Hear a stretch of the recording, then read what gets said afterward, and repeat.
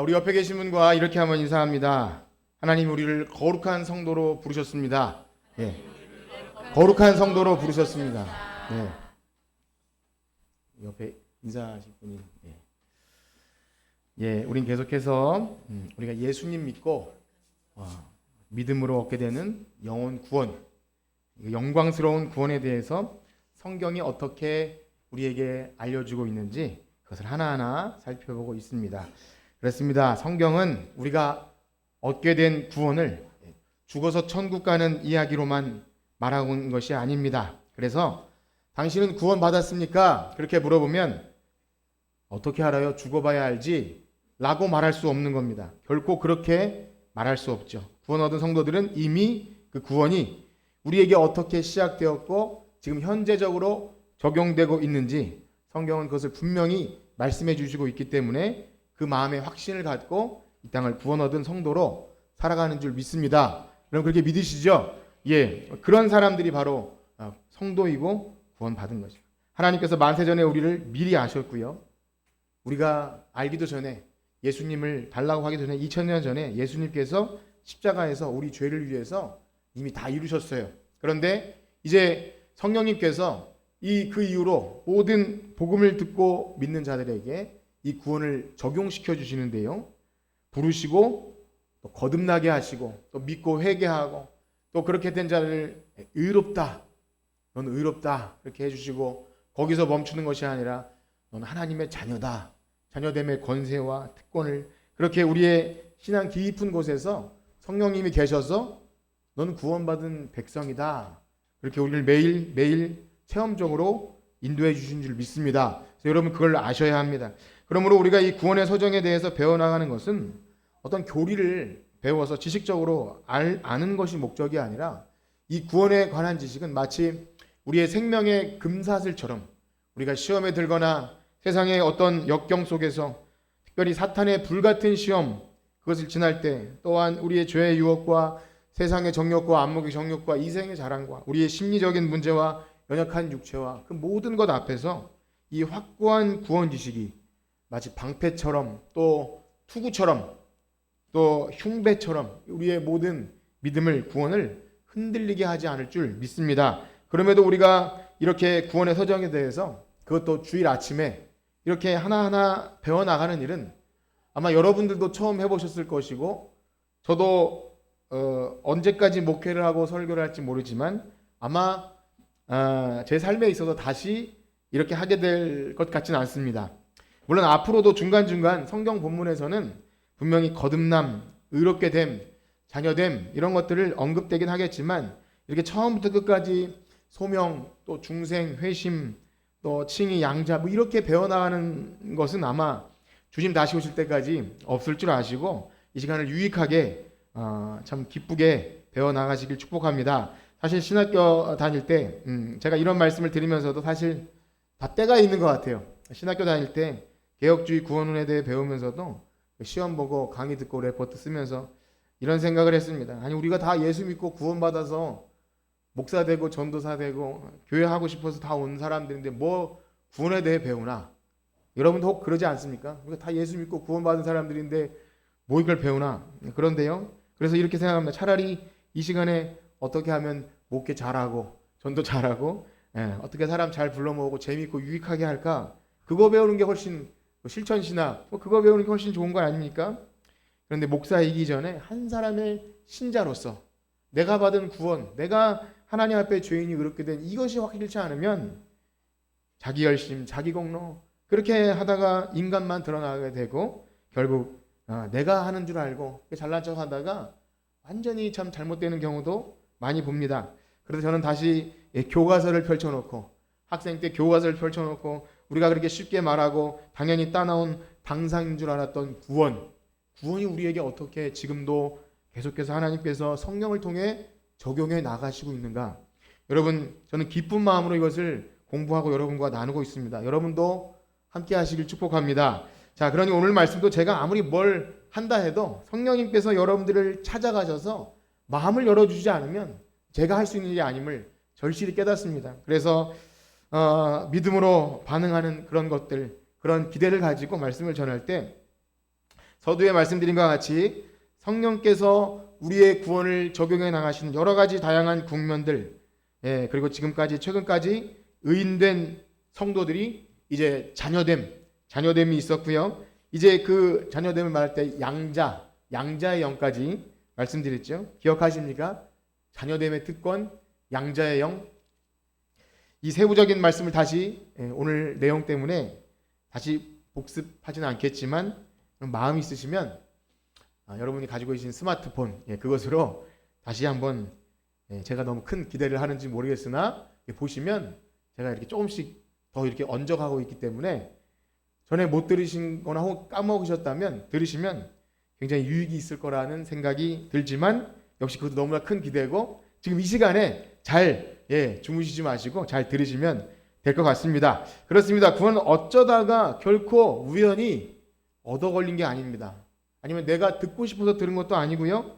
여러분 그걸 분명히 아셔야 됩니다. 우리 여기 앉아 계신 분들 중엔 교회 오래 다니신 분도 있고 모태신앙도 있고 또 새가족도 있고 또 신앙이 연약한 사람, 강한 사람, 나이가 어리거나 많거나 다양한 사람이 있지만 우리 중 어떤 누구도 내가 스스로 내가 한번 믿어볼까 해서 믿은 사람은 아무도 없습니다.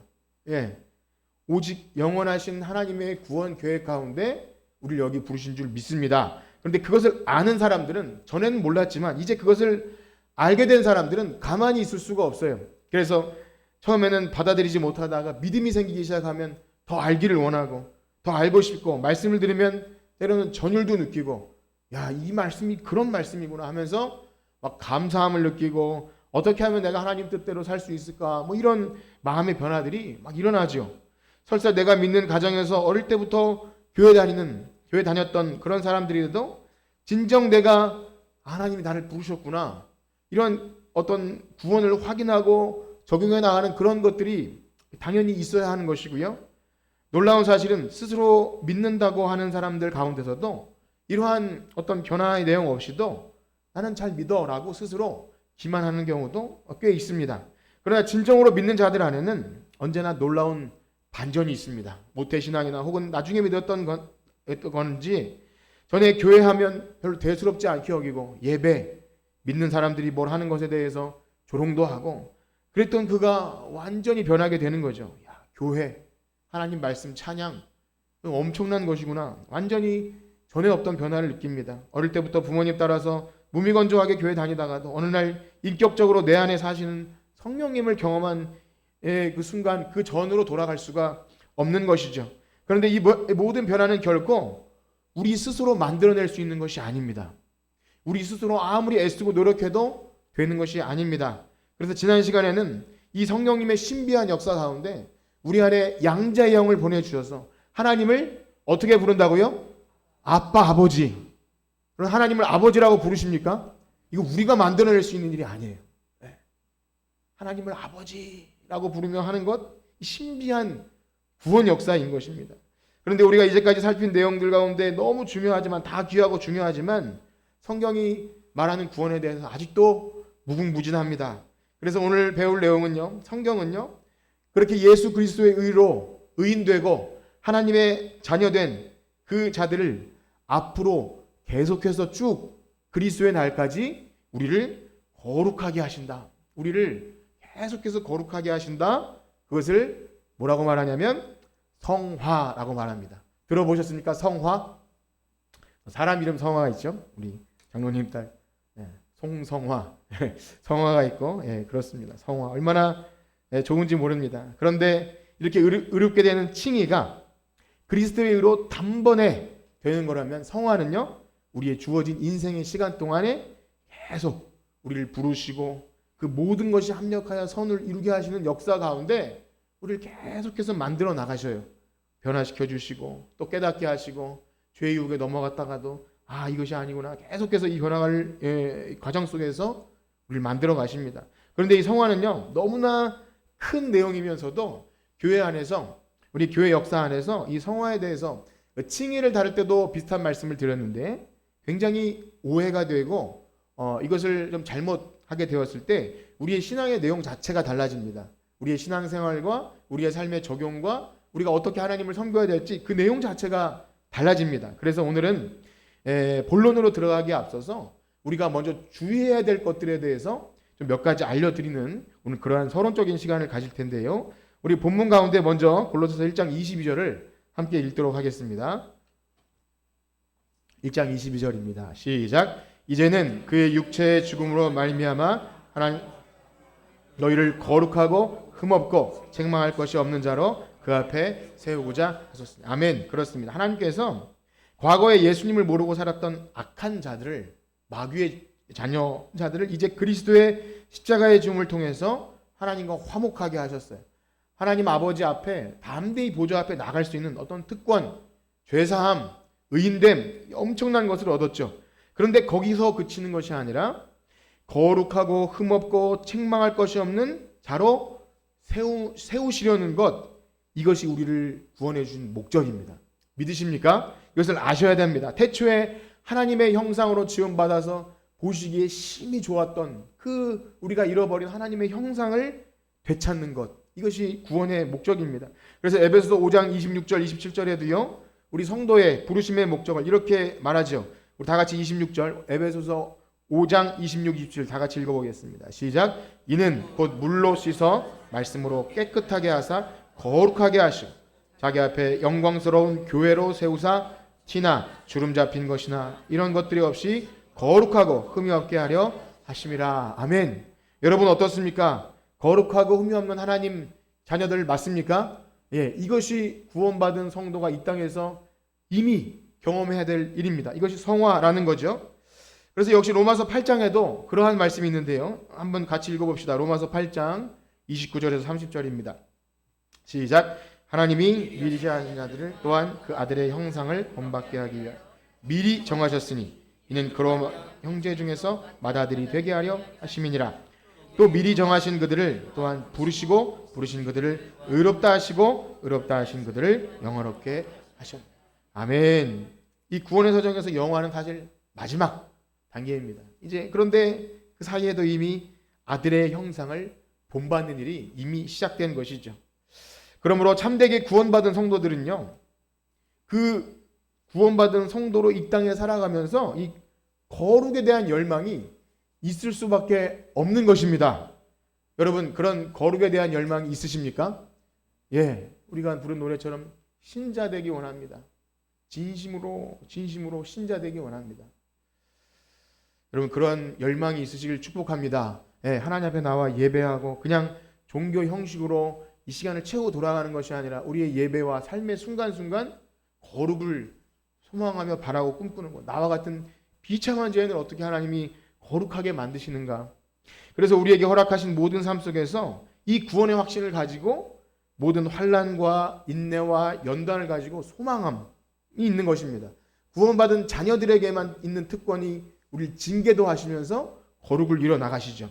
마침내 우리를 온전하게 영화롭게 하실 것을 소망하게 됩니다. 그러한 소망함을 가지고 거룩을 추구하는 성도 바로 여러분 되시길 축복합니다. 이것은 결코 한 번에 되는 것이 아니에요. 그래서 빌립보서에 보면 두렵고 떨림으로 너희 구원을 이루라. 그렇게 이미 얻은 구원을 현재적인 명령으로 이미 구원은 시작되었지만 이미 그러나 아직 그 사이에 껴서 계속되는 구원의 역사가 있다고 말씀하시죠. 그렇기 때문에 사실상 구원의 서정에 있어서 성화 부분이 다룰 것이 가장 많습니다. 앞에 있는 것도 제가 굉장히 축약해서 말씀드렸지만 사실 이 성화의 부분은 굉장히 실천적인 부분이에요. 우리의 신앙이 죽을 때까지, 주님 앞에 갈 때까지 이것을 있는 것이기 때문에 너무 중요한 것이죠. 이런 물음들입니다. 진정 회개한 성도는 그 이후로 어떻게 살아가야 할까? 여러분들에게 그런 의문이 있으시죠? 우리가 의롭게 되었다고 하였는데 우리 칭의 부분을 다루면서 이거 참 큰 문제였어요. 나는 말로만 의인인가? 내 믿음으로 분명히 의인 되는데 내 삶은 왜 이럴까? 이런 고민이 있는 거예요. 하나님의 자녀라고 했는데 난 하나님의 자녀 같지 않아요. 이런 것 있지 않습니까? 그런 모든 문제들이 다 성화와 관련됩니다. 하나님 자녀로 참 빛의 자녀로 살아야 되는 것. 앞으로 이 모든 문제들을 다 이야기해야 되니까 얼마나 내용이 많겠습니다. 사실 우리의 평생 기도 제목과 설교는 다 성화와 관련되죠.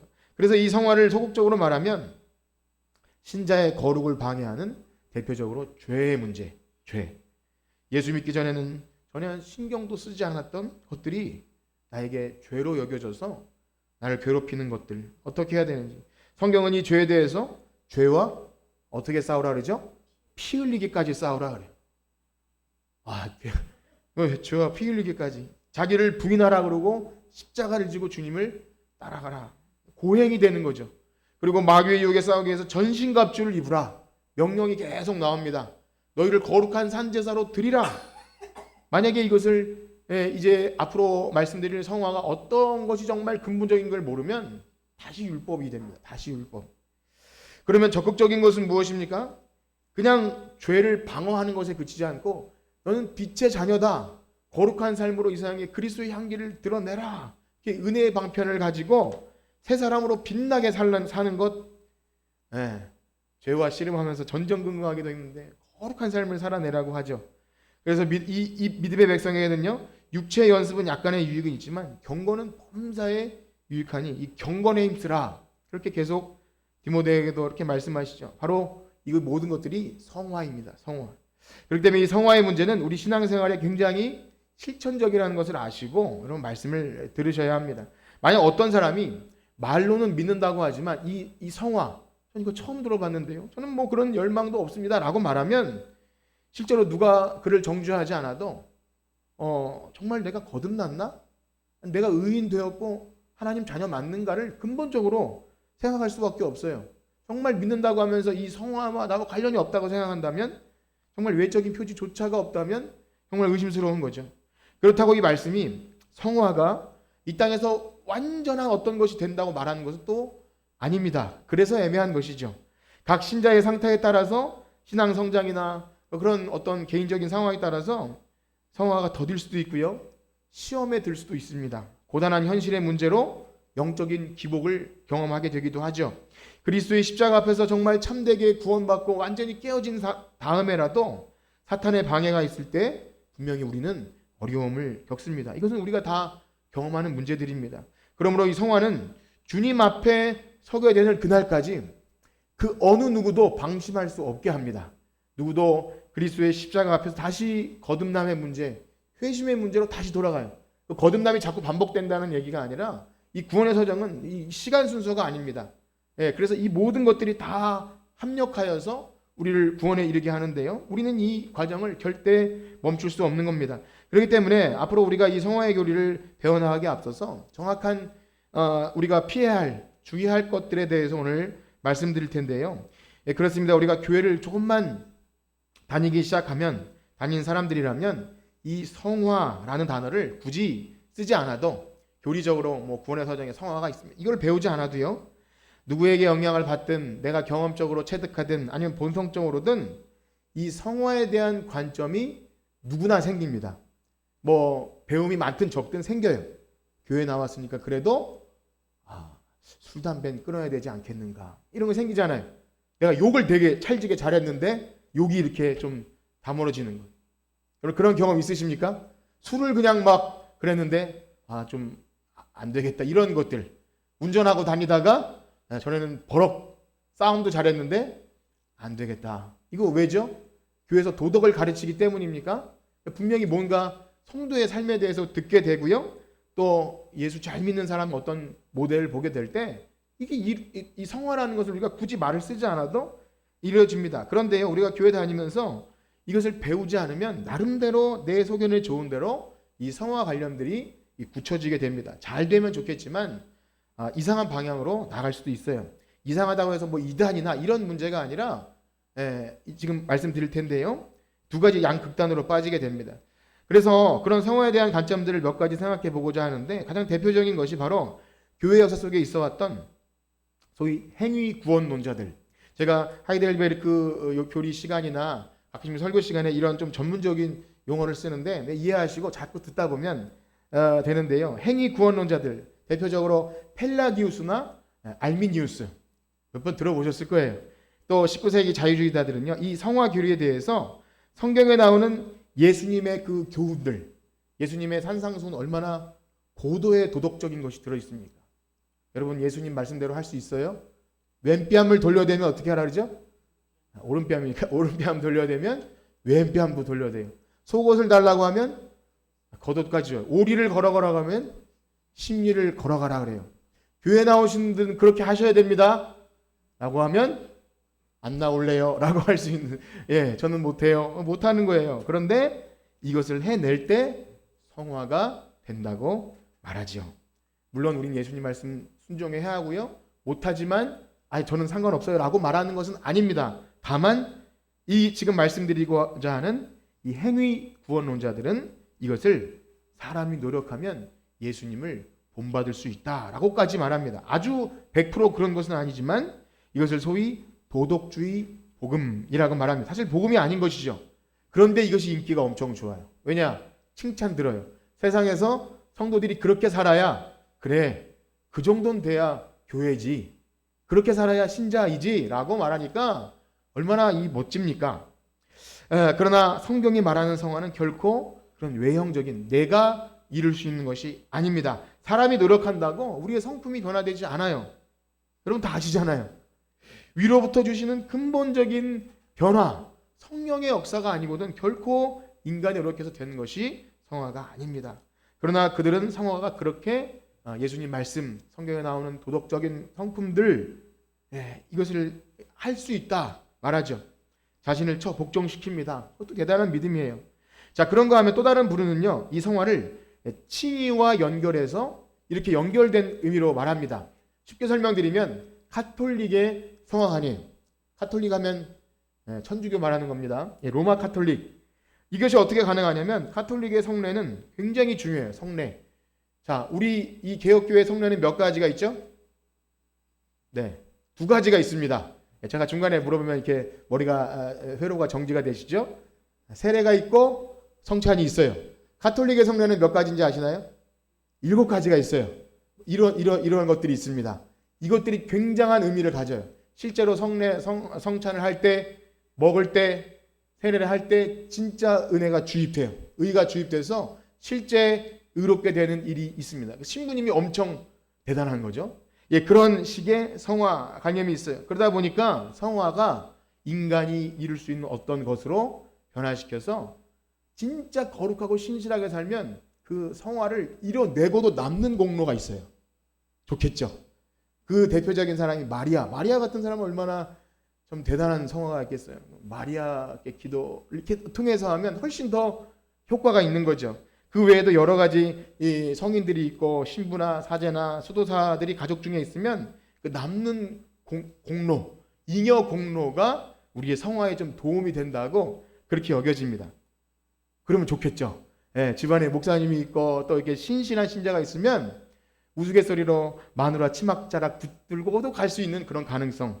그래서 연옥이라는 것을 만들어서 거기서도 성화의 가능성을 말합니다. 굉장히 반성경적이며 불교와도 가까워요. 불교에도 그 공덕을 잘 쌓으면 다음 생에 좋은 곳으로 나오지 않습니까? 어쨌든 그런 거예요. 그리고 이렇게 선을 많이 행하는 것.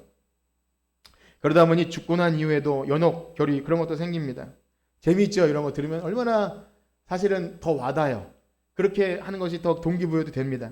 근데 너무나 반성경적이며 이단적인 주장이죠. 그런데 신기하게도 이러한 교리는 사람들에게 열심을 불러일으켜요. 그래서 목사님들 목회하다 보면 여기 유혹에 많이 넘어가요. 무엇으로 겁주냐면 벌 받는 걸로 겁줘요. 또 복으로 복 받는 걸로 또 합니다. 기도하고 헌금하고 열심히 하면 복 주고, 아니면 기도 안 하니까 그렇게 됐지, 그 겁주는 거예요. 예수 그리스도의 의로 구원받고 성화된 하나님 백성이 이 땅에서 뭘 함으로 내 공로를 더 세울 것이 있습니까?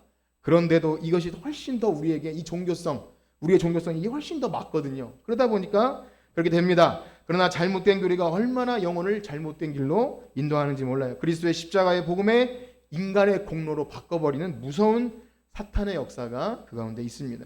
그러나 사실 지금 말씀드린 이 2 종류는요, 성경을 조금만 읽어도 금방 분별이 돼요. 우리가 성경을 봐도 오직 의인은 믿음으로 말미암아 산다 그랬는데 뭘 덧붙여서 이런 것 공덕을 세우고 잉여 공로가 있고 다 사람이 만들어낸 것이거든요.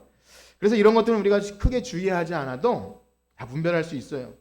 그런데 종교개혁 이후에도 개신교 안에도 이러한 잘못된 성화에 대해서 건드릴 수밖에 없는 현실적인 이유가 있는 거죠.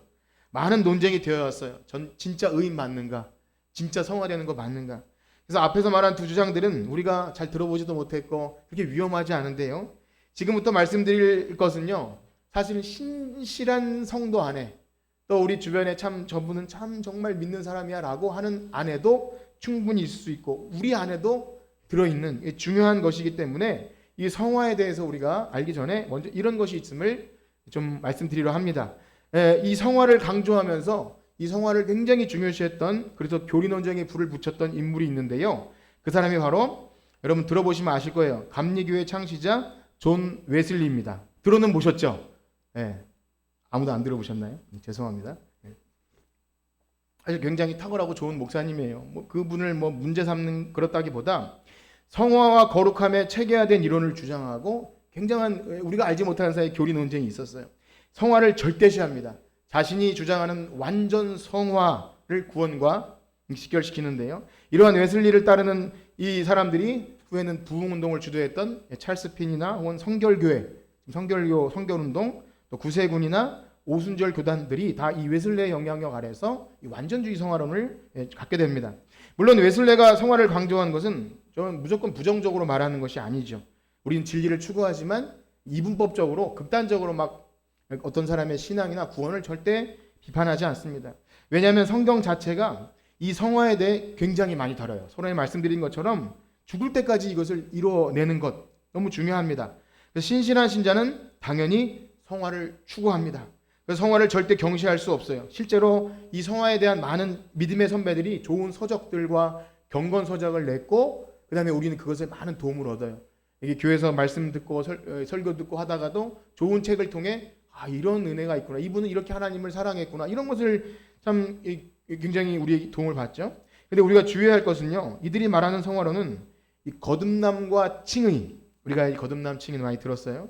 신자들에게 있어서 이것 이후에 제2의 어떤 축복 체험이 있어야 성화, 결정적인 어떤 변화가 있어야 성화가 있다고 말하게 됩니다. 그래서 완전한 성화가 이루어진다고 하죠. 여러분들은 제2의 축복 이런 용어가 좀 약간 낯설 거라고 생각이 되는데 성결교단이나 오순절 교단은 이런 것이 굉장히 중요합니다.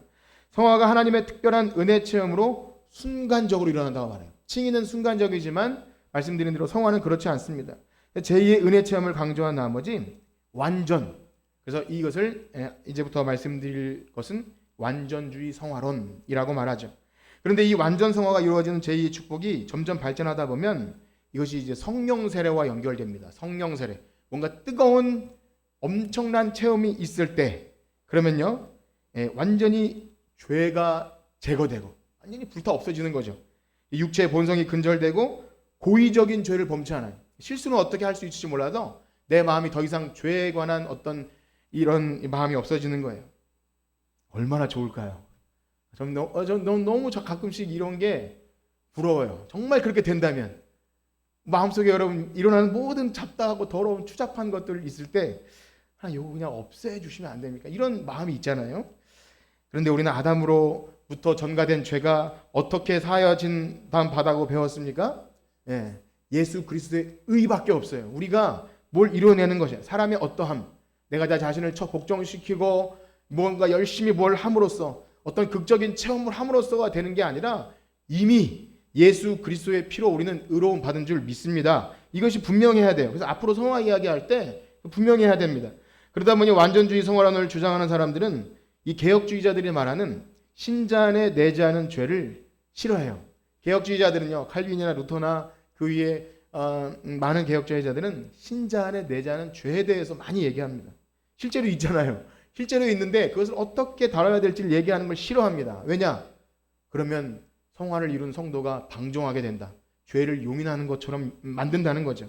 히브리서 말씀 보면 거룩함이 없으면 주님을 보지 못한다. 이 말씀을 가지고 완전한 거룩을 꿈꾸고 이루죠. 그래서 강한 성화에 대한 열망을 갖습니다. 근데 존 웨슬레라는 분이 왜 성화에 그렇게 목을 매게 되었냐면 그의 어린 시절 신앙생활의 배경에 그 원인을 찾게 됩니다. 히브리서 말씀에 보면 거룩함이 없으면 주님을 보지 못하리라. 이런 참 말씀들, 강한 열망을 갖게 되는데 어릴 때부터 회심하기까지 굉장히 율법주의적인 부모 밑에서 엄격한 신앙생활을 했어요. 저는 이 웨슬레가 참 착한 사람이라고 생각해요. 이렇게 부모가 굉장히 엄격하고 율법주의적이면 자녀는 튕겨 나갑니다. 그렇죠? 튕겨 나가든지 신앙을 버리든지. 왜냐? 위선적인 모습이 보이거든요. 사람이 어찌 완벽합니까? 아무리 교회에서 거룩하고 막 그래도 집에 가면 다 추한 모습 보고 일관적이지 않고 말이 왔다 갔다 하고 심리 상태에 따라 달라지는 것 아니겠습니까? 그런데도 불구하고 그 신앙을 본받아서 부모도 철저했다고 생각이 돼요.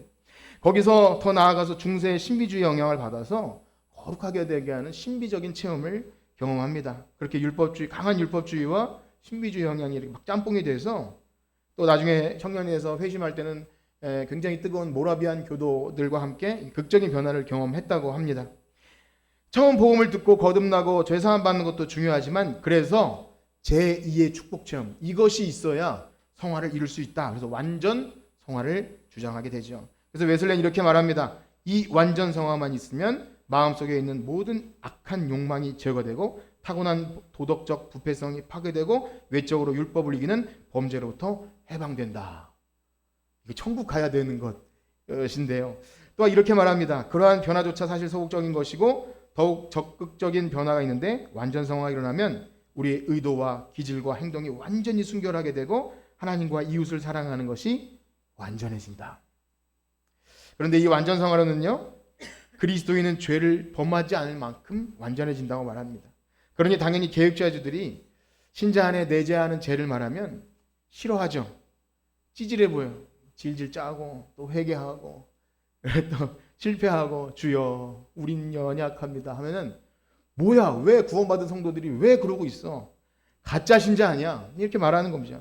사실 이 모든 주장의 배경은 사실 경험 세계에서 비롯됩니다. 성경이 말하는 성화가 아니라 자신이 경험한 어릴 때부터 경험하고 극적인 체험. 그러나 이 성화론은 개신교 안에서 한 획을 그을 정도로 큰 영향을 미칩니다. 그래서 존 웨슬레의 주장을 따르는 사람들은 이 제2의 축복 체험을 가지고 성령 세례 이 변화만 있으면 참된 신자가 된다는 기대를 갖기 때문에 굉장히 매력이 있어요. 그 속에는 사람의 노력이 필요하기 때문에 고행도 하고 노력도 하고 열심히 신앙생활할 때 보람도 느껴요. 내가 조금 되나 보다. 이 부류에 속하는 사람들이 말씀드린 대로 19세기, 20세기의 성결운동, 이 성결교가 되고요. 구세군, 그리고 가장 큰 영향을 미친 것이 바로 오순절 교단입니다. 지난번 제가 양자의 영을 말씀드릴 때도 잘못된 성령론을 이야기할 때 오순절 은사주의 얘기를 잠시 드린 바가 있는데 역시 성령론과 마찬가지로 이 성화에 관련돼서도 이 웨슬레에서 출발한 이 성화론이 영향을 미치는 겁니다. 성령님도 역시 같은 맥락입니다. 그래서 대표적으로 말씀드린 것이 방언이었죠. 그래서 오순절 교단은 이 방언 못 받으면 구원받지 못한 것이라고까지 말합니다. 이게 사실 우리 어릴 때는 장로교나 뭐 다 교단과 상관없이 기도원에 올라가서 방언 받자. 그래야 뭔가 있는 것이라고. 물론 구원 받았다고까지 말하지 않아도 진짜 그 사람이 변했는지 보여주는 어떤 표지를 원했던 거예요. 사실 이게 얼마나 기대가 되고 소원이 됩니까? 참 순수한 신앙이긴 하지만 잘못하면 이것이 얻으면 다 되었다고 착각하게 됩니다. 그러나 생각해 보세요, 여러분. 여러분 지금은 그렇지 않지만 옛날에 나도 한땐 뜨거웠어라고 말할 때 그렇게 뜨겁게 은혜 받고 산기도 하고 뭐 뿌리 뽑고 내려와서 거룩한 삶 사셨습니까? 안 되는 거예요. 그것이 된다고 하는 자체가 우리의 이 인간의 거룩한 타락한 종교성이죠. 정말 성화가 한 번의 은혜 체험으로 되는 것 아닙니다. 그럴 수 없다는 것은 하늘이 알고 땅이 알잖아요. 여러분 그렇지 않습니까? 예, 다 우리 주변이 증거해 주지 않습니까? 우리 자신 스스로가 제일 잘 알아요. 그런데 이렇게 말하는 교단은 결코 소수 교단이 아닙니다. 사실 우리나라만 장로교가 좀 많지 세계적으로는 오순절 교단, 성결교, 감리교가 대세 훨씬 더 많습니다. 그래서 이러한 배경을 가지고 개신교 안에서 성화에 대한 잘못된 주장들을 크게 두 가지로 정리할 수 있는데요. 말씀드린 대로 아까 카톨릭이나 도덕주의 복음은 성화로는 그냥 차치하고 우리가 생각하는 것은 우리가 생각해야 할 것은요. 앞으로 말씀드리면서 이것을 기억하셨으면 좋겠습니다. 율법 폐기론적인 성화론과 여기 그의 반대에 나온 존 웨슬레의 완전주의 성화론. 율법 폐기론적인 성화론과 완전주의 성화론. 제가 무슨 어려운 용어를 쓴 것 같지만 이것은요. 사실 우리의 신앙생활에 그냥 있는 거예요. 완전주의 성화론이 결국 율법주의적인 신자이고요. 반대로 반율법, 무율법, 율법 폐기 다 똑같은 얘기예요. 그렇습니다. 반율법주의는 혹은 율법 폐기론자들은 예수님께서 율법의 요구를 다 이루셨기 때문에 이제 우리가 할 일은 없는 거예요. 율법을 따르는 거룩한 삶을 무시하고요. 방종하게 되고 구원은 확실하니 삶에서 근신함도 없습니다. 난 분명히 목사님이 은혜로 구원받고 난 세례 받았는데 내가 뭐 이렇게 말하죠. 사실 그러한 구원 교리가 확실하다고 하는 소위 개혁주의 또 뭐 칼빈주의 장로교 신자들 안에서 이러한 잘못된 오해된 교리를 오해하고 이런 일이 많이 발생합니다. 이 구원의 완전함 결코 그리스도의 사랑에서 끊을 수 없다는 이 영광스러운 이야기를 나태한 교리 값싼 은혜로 바꿔버리는 겁니다. 그래서 굳이 반율법, 율법 폐기 그런 용어를 붙이지 않아도 은혜를 더하게 하려고 죄에 거하겠느냐? 바울이 그렇게 물어볼 때 우리는 어떻게 해야 됩니까? 그럴 수 없느니라. 은혜를 더하려고 어떻게 죄에 거하겠느냐라고 반응해야 되는데 은혜 받았지요. 믿었습니다 하고 그냥 이렇게 되는 것. 이 장로교 신자나 예정론을 주장하는 우리들이 그렇게 빠질 수 있어요. 사실 이러한 사람들의 방종 때문에 이 반동으로 나온 것이 아까 말씀드린 존 웨슬레의 그러한 완전 성화, 율법주의적인 성화입니다. 오늘날도 새롭게 등장하는 어떤 세관점이나 신율법주의자들은 다 이 맥락이에요. 한국교회가 썩었고 삶은 안 되고 세상으로부터 지탄받으니까 뭔가 도덕적인 어떤 것을 보여주려고 하죠. 그러나 루터나 칼빈이나 개혁주의자들은 여전히 구원받은 성도가 아무리 거룩한 삶을 살려와도 내지 않은 죄가 있다고 말하고 불완전하다고 얘기합니다. 그런데 이 주장의 반기를 들다 보면 여러분들도 누군가가 싫어서 주장에 반대하다 보면 일부러 더 반대로 가지 않습니까? 그런 진자운동을 해요. 그래서 일부러 더 좋은 것도 다 제거해서 그렇게 되는 것을 보였는데 그래서 여기 이 완전주의 성화론 존 웨슬레 이쪽은요. 한 번 체험으로 완전 성화를 이룬다. 이렇게 주장하면서 죄와 피 흘리기까지 싸우는 것, 또 두렵고 떨림으로 구원을 이루어야 되는 것, 이 모든 것들에 대해서 외면하게 됩니다. 그래서 우리는 이 두 극단을 경계해야 됩니다. 앞으로도 말씀드리겠지만 사랑하는 성도 여러분, 이것은 결코 어떤 신학적인 이야기가 아닙니다. 이 둘 중에 우리 다 포함될 수 있는 부패한 종교성이 우리에게 있어요. 바로 예수님을 믿고 난 이후에 소위 믿음 좋다고 하는 수많은 사람들이 이 두 극단에 빠집니다. 이 성화론의 두 극단, 율법주의적인 성화론과 반율법주의의 성화론에 빠지게 되죠. 그래서 여러분들이 신앙생활을 하는데 이 두 극단이 무엇인지만 제대로 이해하셔도 저는 최근에 이것을 계속 보면서 참 너무 기뻤어요. 개혁주의 구원론이 너무나 대단하구나. 그래서 이 두 극단만 제대로 이해해도 우리 이 신앙의 문제에 굉장히 많은 부분이 해결이 됩니다. 우리가 고민하고 염려하고 시험에 빠지고 유혹에 빠지고 때로는 하나님이 없다고 의심되는 모든 어려운 순간마저도 우리의 구원이 얼마나 정교하고 금사슬처럼 이렇게 우리에게 주어졌는지를 보게 되죠. 그렇습니다. 교회 안에는 오랜 세월 이 잘못이 반복되어 있어요. 이 두 극단의 잘못이 왔다 갔다 반복되어 있어요. 오직 믿음으로 구원받았는데 자꾸 이러한 요구를 왜 나에게 하냐고 나태하고 방종하게 돼요. 그래서 결국 값싼 은혜로 만들어요. 어떤 헌신이나 이러한 요구들이 있어요. 난 은혜로 구원받았어요. 나한테 그런 요구하지 마세요. 내가 왜 뭐 헌금을 하고 뭐 주일 성수 이렇게 되죠. 자, 그러다 보면 그런 신자 때문에 교회가 욕을 먹고 사회적으로 지탄을 받아요. 그러다 보면 도덕적이어야 하고 참신자면 이래야 하고 저렇게 믿으면 가짜라고 하면서 또 비판의 칼날을 또 들이댑니다. 그러나 여러분, 솔로몬의 칼이 아기를 살립니까? 엄마의 불타는 심정이 아기를 살립니까? 예. 그 복음은요, 칼, 재단하고 율법주의로 가르는 걸로 되지 않아요. 이 두 양극단의 성화에 대한 치우친 주장들을 여러분 깊이 새기면서 앞으로 이 말씀을 들으시고 여러분들도 신앙생활할 때 이것을 처절하게 고민하셔야 됩니다. 그래서 갈라디아서에 보면 이것을 고민할 때 율법의 모세 율법을 지켜야 되냐, 골로새서에 보면 천사 숭배와 같은 신비적인 삶을 살아야 돼. 초대교회부터 지금까지 이 두 양극단의 역사가 있었어요. 그러나 사랑하는 성도 여러분, 성화는 그런 문제가 아닙니다. 몇몇의 것을 하거나 신비한 체험을 하거나 해서 되는 게 아니에요. 그래서 바울은 뭐라고 말합니까? 아닙니다. 거룩은 그리스도와의 연합에서 오는 것입니다. 그리스도께서 내 안에 사심을 믿을 때 거룩이 이루어지는 겁니다. 그래서 우리 골로새서 말씀 한번 읽어볼까요? 골로새서 2장 6절에서 10절입니다. 골로새서 2장 6절에서 10절 우리 다 같이 한번 읽어보겠습니다. 시작. 그러므로 너희가 그리스도 예수를 주로 받았으니 그 안에서 행하되 그 안에서 뿌리를 박으며 세움을 받아 교훈을 받은 대로 믿음에 굳게 서서 감사함을 넘치게 하라. 누가 철학과 헛된 속임수로 너희를 사로잡을까 주의하라. 이것은 사람의 전통과 세상의 초등학문을 따름이요 그리스도를 따름이 아니니라. 그 안에는 신성의 모든 충만이 육체로 거하시고 너희도 그 안에서 충만하여졌으니 모든 통치자와 권세. 아멘. 그렇습니다. 그리스도 안에서 모든 것이 해결됩니다. 신앙이 좋다고 하는 사람들이 신앙 성장에 대해서 고민하고 그런 율법의 역할은 무엇이고 믿음 생활 우리가 어떻게 해야 되는 것이고 고민하는 거 좋아요. 그리스도의 삶에서 영적인 훈련을 하기 위해서 애써요. 참 재미있는 사실은 제가 대학 때 내면 세계의 질서와 영적 성장이라는 참 그 책을 제목을 읽고 다 읽지 못했지만 고든 맥도날드라는 분이 야 어떻게 이기 성화가 있을까? 근데 그분이 엄청난 성범죄를 저질렀더라고요. 그래서 참 그랬어요. 이거 어떻게 이렇게 거룩한 삶을 추구하고 내면 세계의 질서와 영적 성장 얼마나 제목이 화려합니까? 이 책을 많은 사람들을 변화시켰는데 그렇다는 거예요. 그렇습니다. 이 문제의 해답을 찾다가 잘못되면 금욕주의, 율법주의, 완전주의, 제2의 축복이나 어떤 거룩한 삶을 추구하는 인간적인 방법으로 빠지게 돼요. 그래서 여러분 출처가 불분명한 유튜브나 아니면 어떤 다른 사람이 어떤 설교할 때 야 이게 진짜다라고 하는 것에 여러분 정말 고민하고 말씀에 비춰봐야 합니다.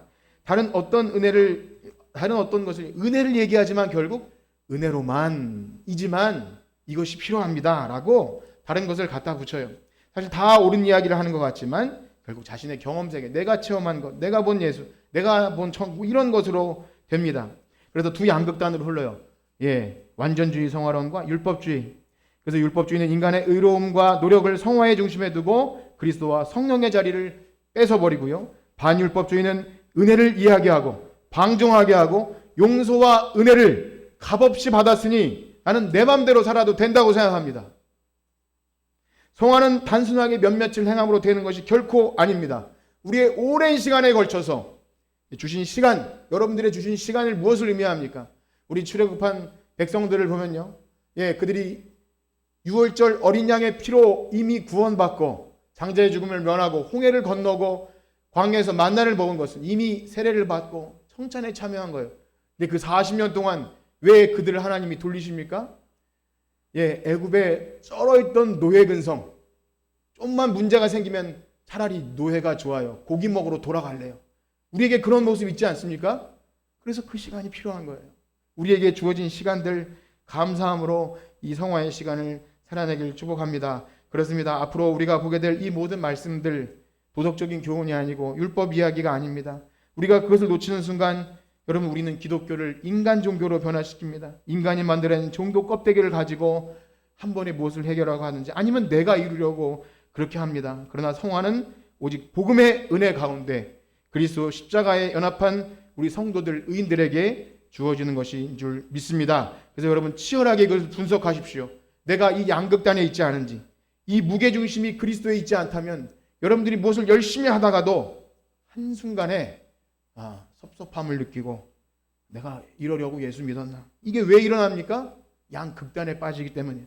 양극단에 빠지지 않고 오직 우리의 성화의 중심을 예수 그리스도께 두시고 이제 그 하나님께서 우리에게 그 성화를 이루시기에 어떻게 역사하시는지를 앞으로 들으시면서 우리의 구원이 얼마나 소중함을 이루어가시는 여러분들 되시길 주님의 이름으로 축복합니다.